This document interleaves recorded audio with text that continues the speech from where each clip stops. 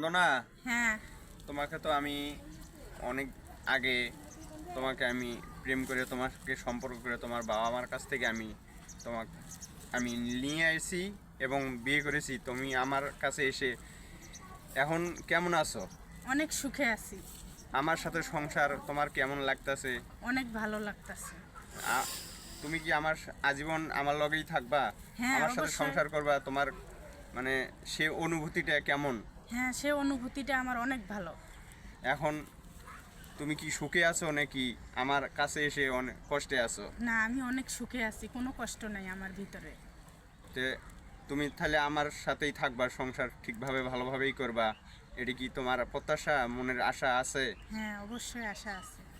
তে hi guys, আপনারা আমাদের জন্যে দোয়া করবেন এবং বেশি বেশি সাবস্ক্রাইব করবেন, লাইক করবেন, আমরা যেন আরও সামনে সুখে সংসার করতে পারি এবং সুখে থাকতে পারি, অনেক ভালো থাকতে পারি দুজন, আমরা অনেক সুখে যেন থাকি।